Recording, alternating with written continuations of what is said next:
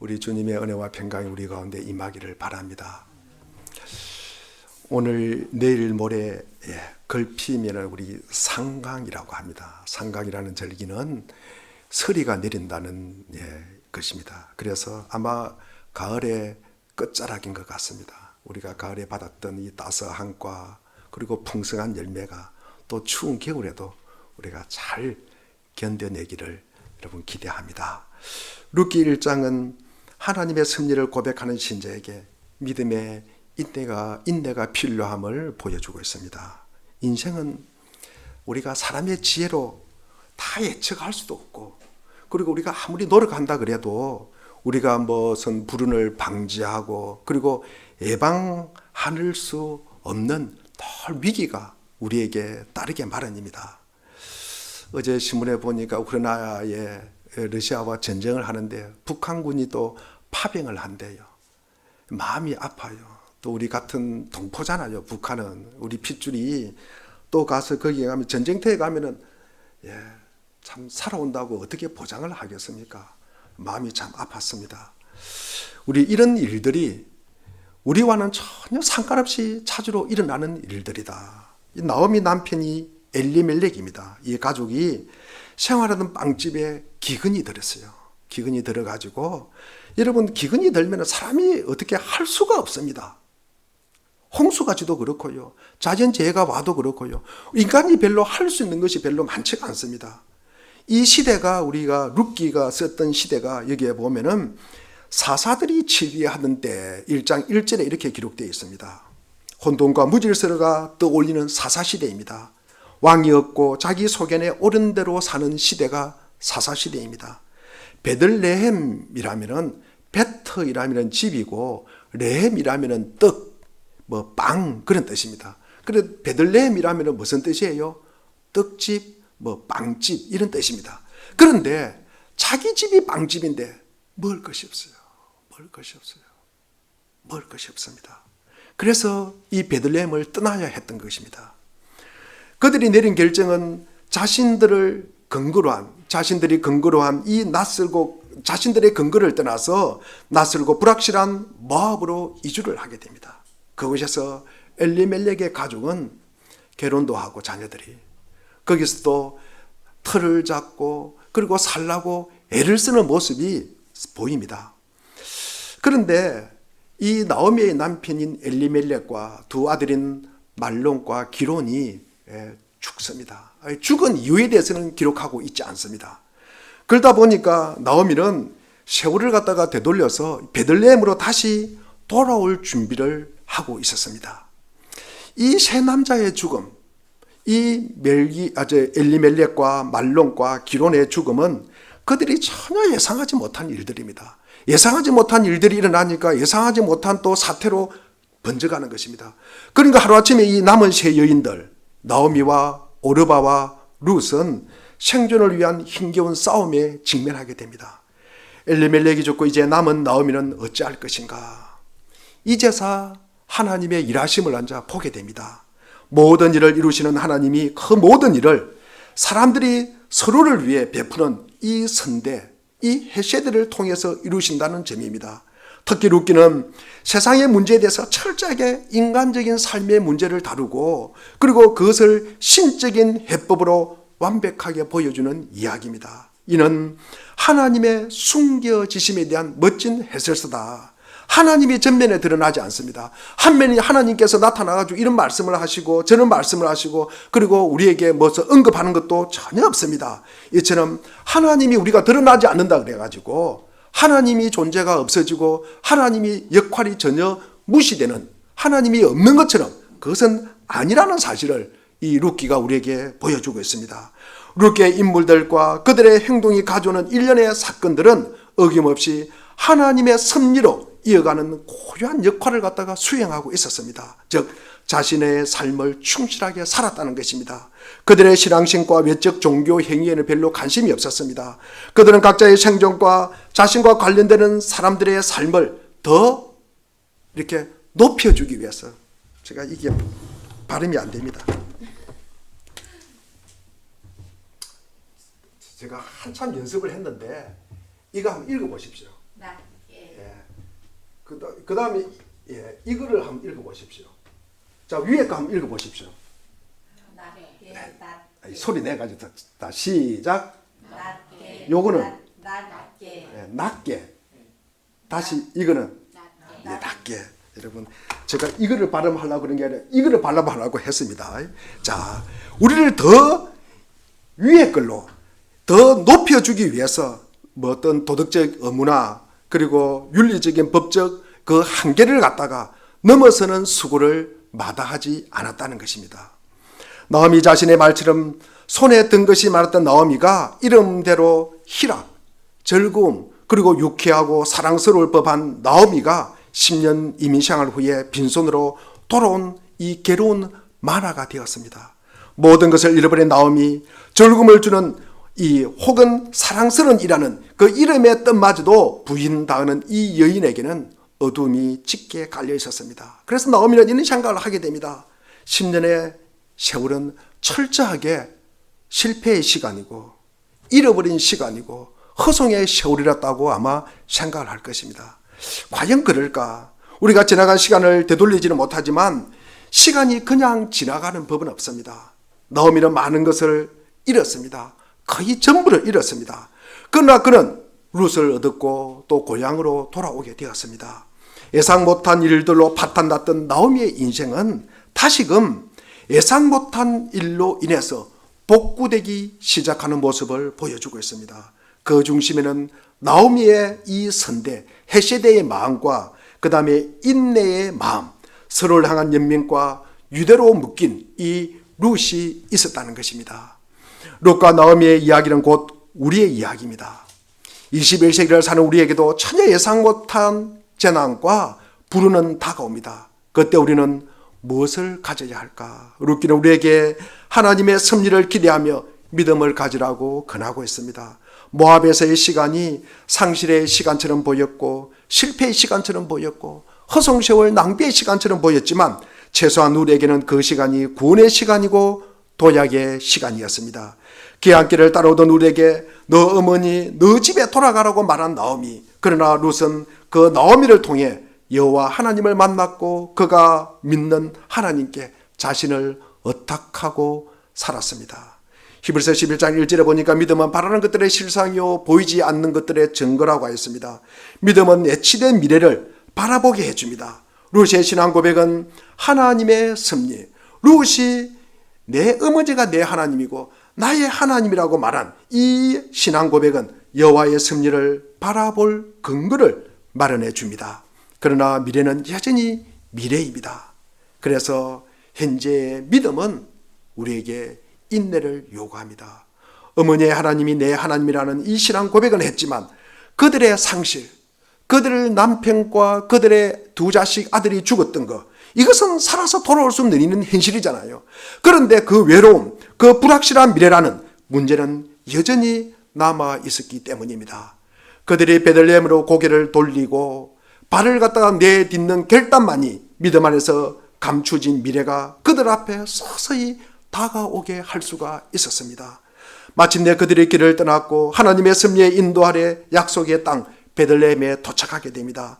나오미와 룻의 로정은 이 나오미의 귀향과 룻의 이민이 아니라 이 나오미와 룻이 함께 돌아오는 하나님을 믿게 되는 그리고 한 배를 탄 귀향이었습니다. 이는 고향에서 기대할 수 있는 상황들입니다. 즉 친척과 이웃의 환대가 있었고 익숙함으로의 복귀가 있었고 생존 수단이 확보되어 줄 수 있음을 어림풋이 우리에게 보여주고 있습니다. 모든 희망이 끊어져 보이는 순간에도 하나님께서 준비하신 미래는 열려 있다는 것입니다. 룻기는 역경 속에서 믿음을 놓지 않고 하나님의 손길에 자신을 맡겨 살아가는 사람들의 이야기입니다. 하나님의 섭리는 우리에게 그냥 던져지는 완성품이 아니라 우리가 그 안에 자신을 던져 살아내면서 이루어지는 역동적인 과정입니다. 개정판을 우리가 한번 8절을 우리가 한번 읽어보겠습니다. 8절입니다. 우리 같이 한번 읽어보겠습니다. 자, 시작. 나오미가 두 며느리에게 이르되 너희는 각기 너희 어머니의 집으로 돌아가라. 너희가 죽은 자들과 나를 선대한 것 같이 여호와께서 너희를 선대하기를 원하며. 전에 개정판에는 이 선대라는 단어가 많이 나옵니다. 그런데 이게 번역이 되면서 은혜로 바뀐 것도 있고 이래로 바뀐 것도 있고 여러 가지 많이 이렇게 바뀌었어요. 그래서 제가 개정판을 읽어봅니다. 이게 이제 그때 선대라는 말이 참 좋아가지고 제가 선대, 이게 선대가 무슨 뜻일까? 여러분 그냥 선하게 대하는 거예요. 선하게 대하는 거. 좋게 대하는 겁니다. 이게 원문은 보면은 헤세드라고 되어 있어요. 헤세드. 그래서 이제 우리가 헤세드라는 말을 많이 씁니다. 그래서 오늘 제목을 제가 선대, 헤세드가 섭리를 이룬다라고 하였습니다. 이 선대, 우리가 인애는 하나님의 뜻을 쫓는데 동행하는 것입니다. 그리고 하나님의 뜻에 동행함으로 인하여 하나님의 복을 받도록 하게 하는 것입니다. 그래서 하나님의 복을 받도록 하게 하는 것이 우리 입장에서는 여러분 좋게 대하는 거예요. 보니까 내가 선대를 하니까 내가 인애를 가지고 대하니까 결국 내게 복이 오더라. 이것이 하나님의 섭리다라고 그렇게 오늘 본문을 잡았습니다. 남편과 장성한 두 아들을 잃고 쓸쓸하게 홀로 기양하는 이 시어머니를 버려둘 수가 없어가지고 그와 동행하려고 한 이 룻의 마음과 그 행동이 헤세드라는 것입니다. 낯선 땅으로 이주, 두렵고 떨립니다. 그러나 문화적 습속도 다르고 언어도 다른 그곳에서 살아간다는 것은 그 자체가 스트레스입니다.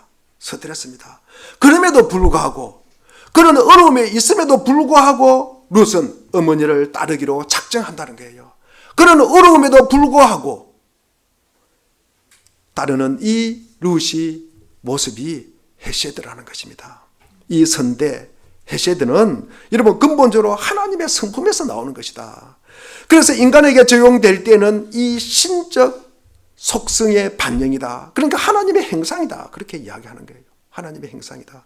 그러니까 이 선대는 혼자서 하는 것이 아니라 뭐 혼자서 내가 착하게 살아야지, 내가 하나님을 바라봐야지, 내 마음이 선하게 가야지, 그것이 아니라 이 관계 안에서 일어나는 일들이라는 거죠. 상대방에게 대하는 것입니다.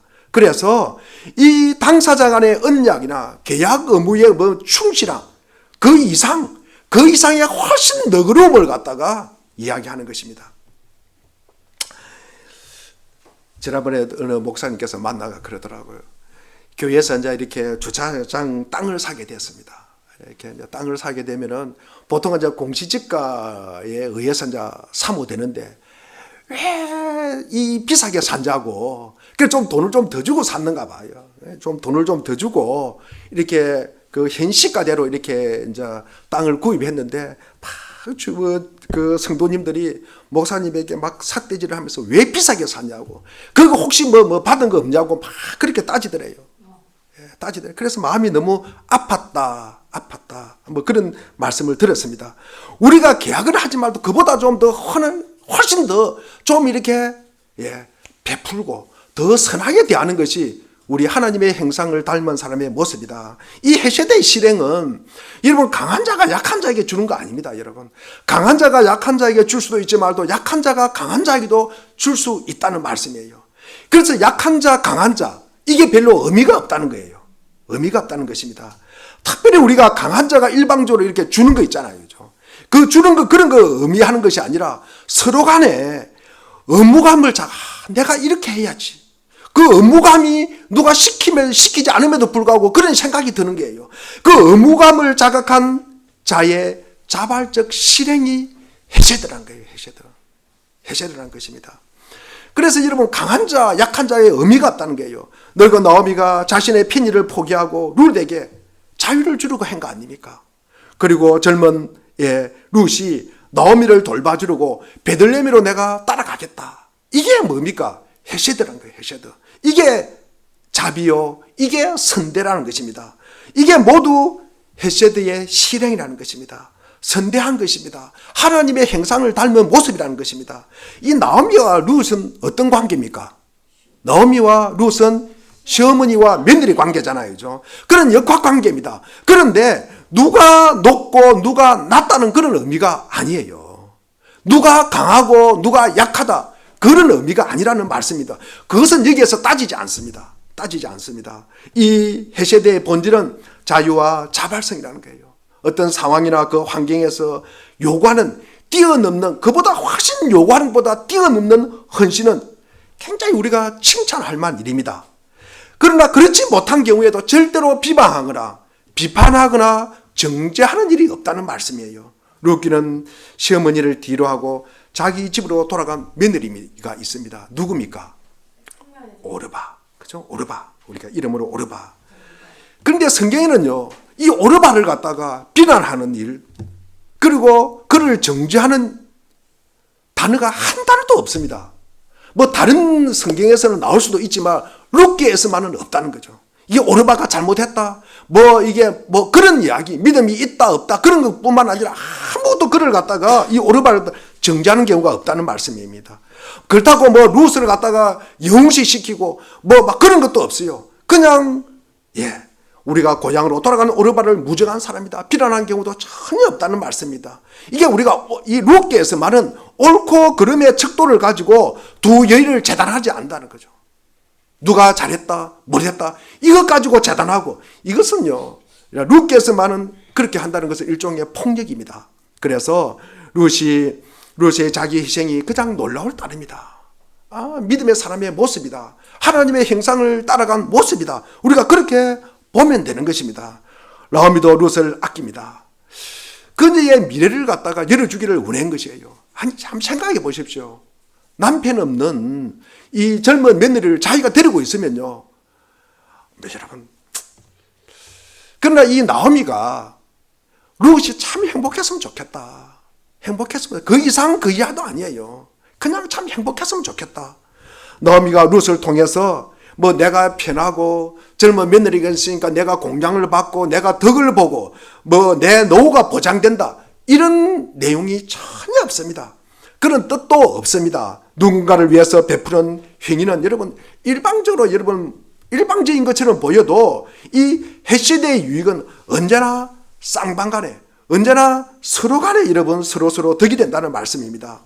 룻이 시어머니만 이 남은 시댁을 위해서 유다 땅 기환을 갖다가 결심한 것부터가 햇시대의 실천이다. 여러분, 그리고 룻이 시어머니 나오미를 위해 한 일은 율법에 근거한 의무의 범위를 갖다가 활쭉 뛰어넘는 거잖아요. 여러분, 남편이 죽었어요. 그러면 이 룻이 그냥 자유잖아요. 그냥 굳이 시어머니를 갖다가 복양할 필요가 있어요, 없어요? 그럼 법적인 의무도 없습니다. 법적인 의무도 전혀 없습니다. 얼마든지 자유롭게 살 수가 있어요. 그런데 룻은 그렇게 하지 않았다는 것입니다. 그렇게 자유롭게 살 수 있음에도 불구하고 그렇게 하지 않았다는 것입니다. 이 나오미가 룻에게 여러분 어떤 이야기를 하는지 우리가 다음에 제가 말씀을 전할 건데, 우리 2장 20절을 한번 읽어보겠습니다. 2장 20절. 우리 2장 20절을 한번 읽어볼까요? 우리 여기 한번 읽어보겠습니다. 자, 우리 2장 20절 한번 읽어보겠습니다. 시작. 나오미가 며느리에게 말하였다. 그는 틀림없이 주님께 복받을 사람이다. 그 사람은 먼저 세상을 뜬 우리 식구들에게도 자비를 베풀더니 살아있는 우리에게도 한결같이 자비를 베푸는구나. 나오미가 그에게 말을 계속하였다. 그 사람은 우리와 가까운 사이다. 그는 지방간으로서 우리를 맡아야 할 사람이다. 이 살아있는 자뿐만 아니라 죽은 자에게도 은혜를 베푸는 사람이다. 그것을 멈추지 않았다는 그 이야기를 하는 거예요. 그 이야기를. 이게 나오미가 룻을 갖다가 칭찬하는 내용이에요. 보아스는 뭐라고 했는지 한번 보겠습니다. 우리 요거 보지 말고 우리 성경을 찾아가 보겠습니다. 자, 여기 조금 불편하죠. 우리 2장 11절과 12절을 한번 보겠습니다.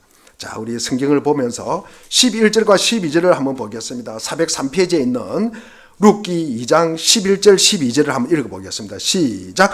보아스가 그에게 대답하여 이르되 내 남편이 죽은 후로 네가 시어머니에게 행한 모든 것과 내 부모와 고국을 떠나 전에 알지 못하던 백성에게로 온 일이 내게 분명히 알려졌느니라. 여호와께서 내가 하나님이 부답하시기를 원하여 이스라엘의 하나님 여호와께서 그의 날개 아래 보호를 받으러 온 내게 온전한 상 주시기를 원하노라 하는지라. 이 보아스가 룻에게 나오미를 갖다가 위해서 한 행동을 극찬하는 내용이 이 내용입니다. 우리 하나님 여호와께서 온전히 상 주시기를 원하노라.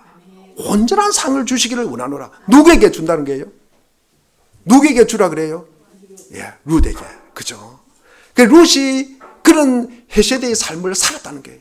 그러니까 모든 사람들이 보아스도 그렇고 그 시어머니인 그 나오미도 그렇고 모든 사람이 룻을 보면서 룻이 한 모습을 보면서 복받을 것이다. 복받을 것이다. 복받을 것이다. 이런 헤세드, 우리가 선대, 인애, 자비가 무엇이며 그 결과는 어떤 것인가? 첫째로 헤세드는 나보다 남을 갖다가 앞세우는 마음과 자세와 행동입니다. 자신의 표현대로 빈손으로 된 나오미가 두 며느리를 거느리고 이 고향 베들레헴으로 돌아가기로 마음을 먹습니다. 자신이 기댈 곳은 아마 이 베들레헴, 이 고향 땅이라고 생각을 했던 것 같습니다. 그러나 이방 땅 유다에서 여러분 모압인 가부 오르바, 그러니까 이 오르바와 룻은 고향이 어디예요? 이 사람들은 모압 땅이잖아요. 이방 땅이잖아요. 참 모압 땅이잖아요. 그런데 이 모압 땅에 지금 살다가 다시 베들레헴으로 돌아온다는 것은 뭡니까? 이방 땅으로 오는 거예요. 그들의 고향이 아닌 땅으로 돌아오잖아요. 그러니까 여러분 생각에, 이 나오미 생각에는 이들이 이방 땅에 와서 산다는 것은 참 힘든 일이구나. 자기 고향 땅에 사는 것이 편하지 않을까? 그것이 훨씬 낫지 않을까? 그래서 이 오르바와 룻의 미래를 위해서 그들의 고향 모압에 남는 편이 나을 것이라고 생각하는 거예요. 그래서 이 베들레헴으로 돌아오는 것을 만류하는 거예요. 너희들은 그냥 여기 남아라 하고 이야기합니다. 나오미의 생계에 도움이 되고 될 두 사람이잖아요. 이 사람이지만 그들의 행복을 위해서 돌아가라고 떠미는 나오미입니다. 나오미 입장에서 자기를 돌보고 자기를 공략하는 젊은 며느리가 있는 게 좋지만 두 며느리는 자기 살 길 찾아서 자기 고향에서 그리고 사는 것이 훨씬 좋다고 생각을 했던 것입니다.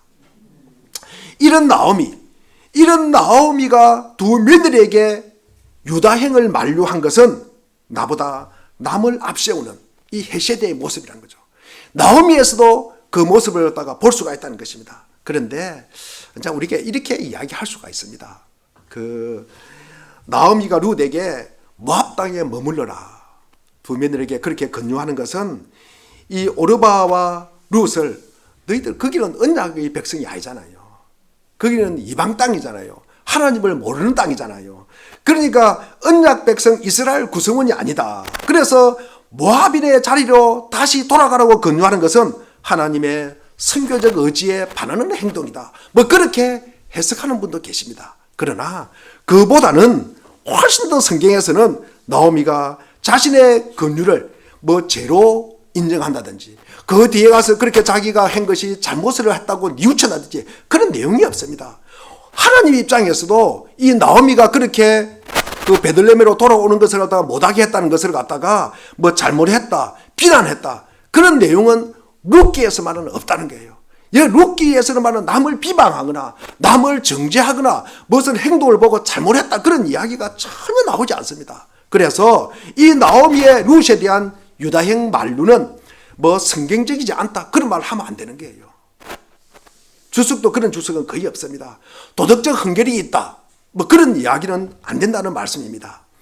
이어서 또 우리가 이 헤세드 선대의 예로서 우리 사무엘하 2장 5절에 보면은 이런 내용이 나옵니다. 다윗이 길앗 야베스 주민에게 사절을 보내어서 그들에게 이와 같이 전하였다. 야베스 주민 여러분이 사울 왕의 장례를 잘 치러서 왕에게 의리를 지켰으니 주님께서 여러분에게 복을 주시기를 바랍니다. 이게 이제 선대라는 거죠. 이 다윗이 지금 사울이 이제 죽었어요. 사울 왕이 죽었는데 이 다윗이 야베스 주민에게 이 사울 왕을 시신을 갖다가 장사하라고 그래요. 그러면서 너희들이 하나님의 복을 받을 거라 그래요. 여러분 다윗 입장에서 여러분 이 사울은 어떤 사람입니까? 원수 관계잖아요. 사울이 여러분 다윗을 보면 죽이려고 그러잖아요. 여러분 그럼에도 불구하고 이 다윗의 선대, 이 헤세드의 모습이 나온다는 거죠. 여러분 죽은 자는 말이 없습니다. 죽은 자는 움직일 수도 없습니다. 죽은 자에게 뭐를 받을 거다. 내가 이 사람을 장사 지내가지고 내가 뭐를 갖다가 받을 것이다. 이 죽은 자 장사 지내고 나면 남은 떡고물이 있을 것이다. 여러분 그거 없습니다. 다윗 입장에서는 자기를 죽이려 하고 그리고 자기 인생을 방해한 자 얼마나 괴롭혔습니까? 그런데도 그의 시신을 장사한 이 야베스 주민들에게 당신들은 하나님의 복을 받을 것이라 그래요. 복을 받을 것이다. 이게 헤세드란 거죠. 값없이 주어지는 거예요. 이 헤세드는. 헤세드. 우리가 선대하는 것은 그래서 나보다 남을 갖다가 먼저 배려하고 남을 먼저 고려하고 남의 입장을 먼저 생각을 한다는 거예요. 이게 뭡니까? 오늘 다윗이 사울에게 하는 걸 보면은 그 상대가 누구일지라도 원수일지라도 그렇게 한다는 말씀입니다. 이게 하나님의 속성이에요. 하나님의 속성입니다. 하나님의 언약적 의무에 대한 충성입니다. 우리가 하나님의 언약의 백성이잖아요. 하나님의 말씀을 믿는 자잖아요. 이 사람들이 행해야 할 자세라는 것입니다. 신실한 사랑의 태도요, 사랑의 행동이고 너무나 친절한 참된 친절이라는 것입니다. 이것이 우리가 헤세드라고 이야기하는 것입니다. 우리가 선대, 우리가 인애라고 이야기하는 것입니다. 자, 두 번째 우리가 이제 이 선대, 헤세드는 여러분 서로를 갖다가 하나 되게 하는 모습이다. 하나 되게 하는 모습이다. 우리 15절과 16절, 17절, 18절을 우리가 이 본문을 통해서 한번 읽어보겠습니다. 우리 그냥 성경을 읽을까요? 우리 성경을 한번 읽어보겠습니다. 자, 우리 15절부터 우리 성경을 갖다가 찾아서 한번 읽어보겠습니다. 우리 룻기 1장 15절부터 18절까지를 우리 가지고 있는 성경책으로 한번 읽어보겠습니다. 자, 시작. 나오미가 또 이르되 보라 내 동서는 그의 백성과 그의 신들에게로 돌아가나니 너도 너의 동서를 따라 돌아가라 하니 룻이 이르되 내게 어머니를 떠나며 어머니를 따르지 말고 돌아가라. 너는 마음없어서 어머니께서 가시는 곳에 나도 가고 어머니께서 머무시는 곳에 나도 머물겠나이다. 어머니의 백성이 나의 백성이 되고 어머니의 하나님이 나의 하나님이 되시리니 어머니께서 죽으시는 곳에서 나도 죽어 거기 묻힐 것이라. 만일 내가 죽는 일을 위해 어머니를 떠나면 여호와께서 내게 벌을 내리시고 더 내리시기를 원하나이다 하는지라. 나오미가 룻이 자기와 함께 가기로 굳게 결심함을 보고 그에게 그치니라. 아멘. 여러분, 어머님이 가시는 곳에 나도 가고 어머니께서 머무시는 곳에 나도 머물고 어머니의 결에 어머니의 백성이 나의 백성이 되고 더 이어서 어머님이 숨을 거두는 곳에 나도 거기서 죽고 어머니께서 묻히는 곳에 나도 거기에 묻힌대요. 여러분, 이게 하나 되는 모습, 이 하나 되는 모습, 제가 성경에 하나 되는 모습을 찾아보려고 그래도 이 모습처럼 여러분 우리에게 선명하게 다가오는 거 없어요. 이게 우리가 하나 되는 모습이잖아요. 하나 되는 모습. 우리가 하나님과 하나 된다. 이게 의미가 잘 안 옵니다. 그러나 이 말씀을 통해서 우리가 어머니의 하나님이 나의 하나님이 된다. 하나님 앞에서 우리가 하나됨을 보여줄 수가 있는 것입니다. 룻의 선대는 죽음이 우리를 갈라놓을 때까지 함께 하겠다는 결심이잖아요. 여러분, 어머니의 백성이 나의 백성이다. 이게 하나님 앞에서 하나됨의 모습을 갖다가 우리에게 보여주고 있습니다. 우리가 사람의 마음은 각자잖아요. 사람의 마음은 여러분 이해득실에 따라서 많이 움직이기도 합니다. 그러나 이익으로 뭉친 이 하나라는 것도 이해득실이 갈리면 이게 헤어지잖아요, 여러분. 그러나 하나님 앞에서 서로를 위한 한결같은 이 헤세드, 선대는 죽음도 이것을 갖다가 갈라놓지 못한다는 거죠. 그래서 이 헤세드를 통해서 하나 되는 모습을 이루어가는 모습입니다. 이 모습은 조금 전에 제가 사울 이야기를 했는데 사무엘상 20장에도 보면 이 다윗과 요나단의 이야기를 보면 참 그 우정을 보면 요나단이 누구예요? 사울의 아들이잖아요. 사울의. 그리고 다윗과 사울은 누굽니까? 거의 원수지간이잖아요. 이 사울이 다윗을 갖다가 죽이려, 아마 사울은 자기 일대 이스라엘 왕으로서 거의 많은 시간을 대부분이 이 다윗을 죽이는 데 시간을 보냅니다. 그런 왕이었잖아요. 그런데 아버지 사울은 다윗을 죽이려고 하는데 그 아들인 요나단은 뭡니까? 그 아들 다윗을 친구인 다윗을 숨겨주는 거예요. 숨겨주는 거. 그러니까 이것을 볼 때 여러분 우리의 그 핏줄보다도 핏줄보다도 더 진한 것이 뭡니까? 하나님 안에서 하나 된 모습이라는 거죠. 하나 되는 모습. 여러분 여기에 보면은 한번 읽어보겠습니다. 우리 그 사무엘상 그 20장 8절을 한번 읽어보겠습니다. 자, 8절. 우리, 8절입니다. 우리, 보입니까? 우리 같이 한번 읽어보겠습니다. 시작. 자네는 이미 주님 앞에서 나와 가까운 친구로 지내기로 굳게 약속하셨으니 나에게 친구의 일을 꼭 지켜주게. 그러나 나에게 무슨 허물이 있으면 자네가 직접 나를 죽이게 나를 자네의 아버지께로 데려갈 까닭이 없지 않은가. 자네의 아버지가 누구예요? 사울 왕이잖아요. 여러분, 이게 이제 다윗이 한 이야기예요. 그 이야기에 이어서 우리 14절과 15절에 보니까 요나단이 다윗에게 하는 이야기가 또 나옵니다. 우리 14절, 15절을 한번 읽어보겠습니다. 시작. 그 대신 내가 살아있는 동안은 내가 주님의 인자심을 누리며 살 수 있게 해주게. 내가 죽은 다음에라도 주님께서 자네 다윗 원수들을 이 세상에서 다 없애버리는 날이라도 나의 지방과 의리를 끊지 말고 지켜주게. 다윗의 원수가 누굽니까? 사울 왕을 이야기하잖아요. 이게 자기 아버지잖아요. 아버지. 자기 아버지. 그래도 나와 지방과 의리를 끊지 말라고. 이 다윗과 요나단의 관계. 여러분, 이게 죽음도 핏줄도 이 하나님 앞에서는 이 하나됨을 갖다가 뗄 수가 없다는 이야기예요. 뗄 수가 없다는 이야기입니다. 하나됨의 모습을 보여주고 있습니다. 우리가 이 선대, 이 헤세드, 이 하나된 룻과 나오미의 본문을 통해서 하나님의 선대가 자신들의 앞날을 열어줄 것을 갖다가 경험하는 것입니다. 이게 이제 우리가 믿음의 삶을 살아가면서 이런 우리에게 충만한 경험이 있기를 바랍니다. 이 헤세드가 나와 우리 모두가 하나 되는 사랑의 모습이에요. 출애굽기 34장 6절과 7절도 보면은 주님께서 모세 앞으로 지나가시며 선포하셨다.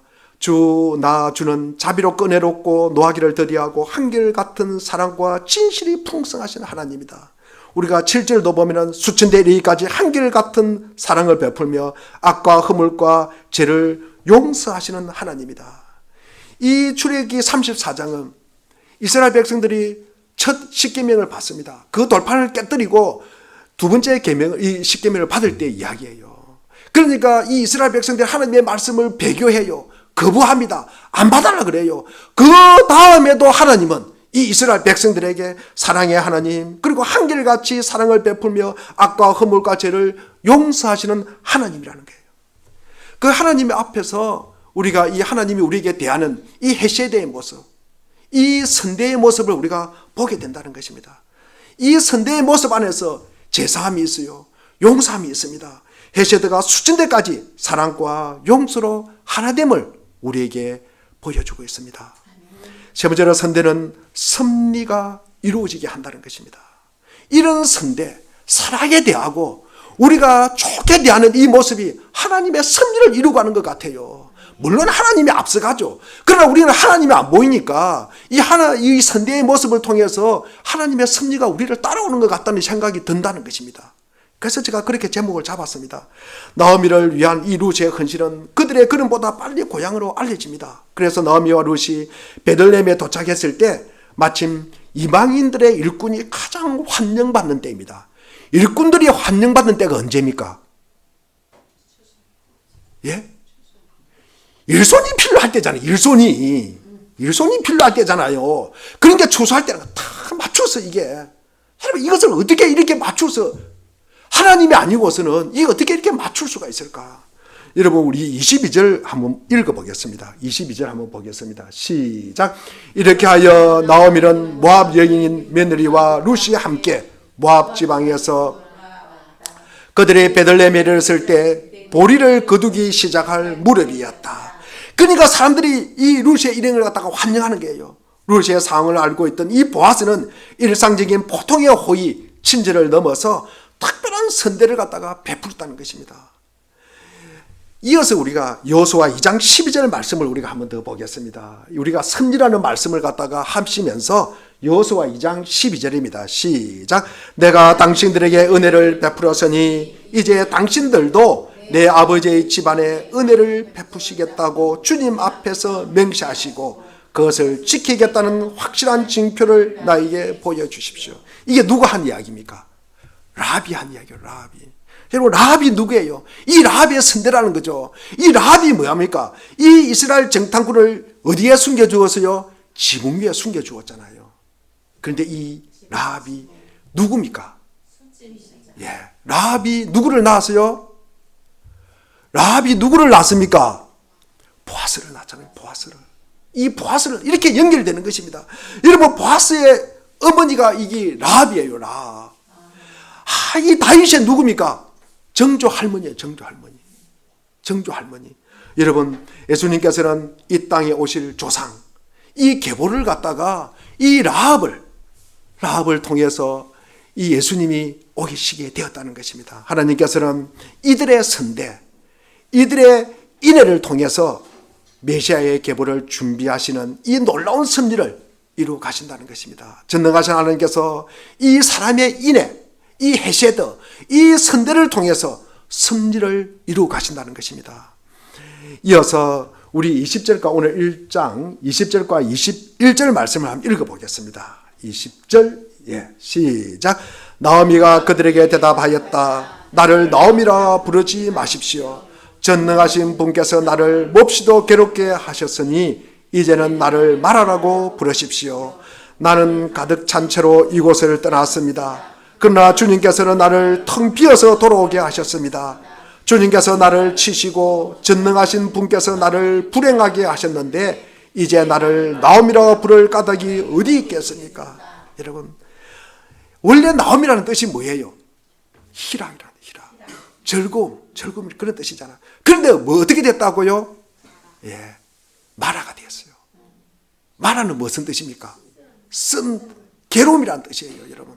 그러니까 이 즐거움이 괴롭게 만드신 분이 누구라고요?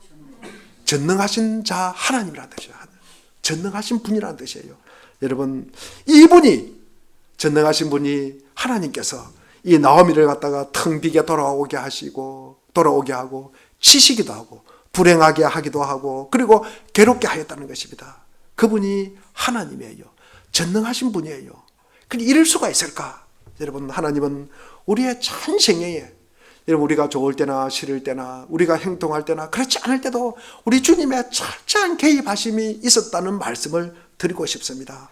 여러분 이런 상황에도 불구하고 인애와 자비를 베푸는 나오미입니다. 나오미의 입을 통해서 하나님을 원망하는 이야기가 한마디도 나오지 않습니다.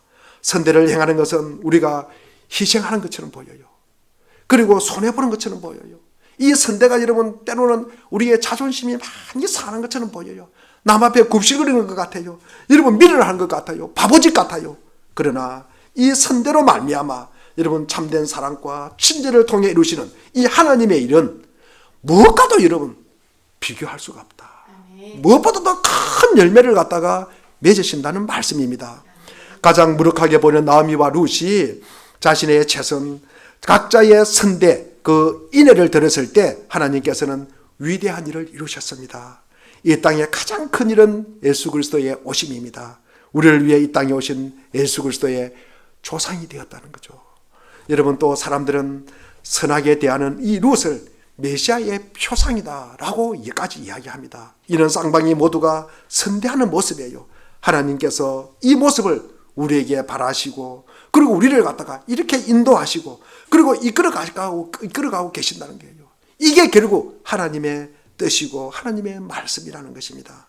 이 선대 세대를 통해서 나보다 남을 우선하여 배려하고 나와 타인이 하나 되고 그리고 하나님의 섭리를 이루시기를 바라면서 우리도 하나님의 섭리를 믿고 의지하면서 각자의 몫을 행하는 이 헬세대의 사람이 되어서 하나님이 부어주시는 귀한 복을 받아 누리시기를 주의 이름으로 축원드립니다.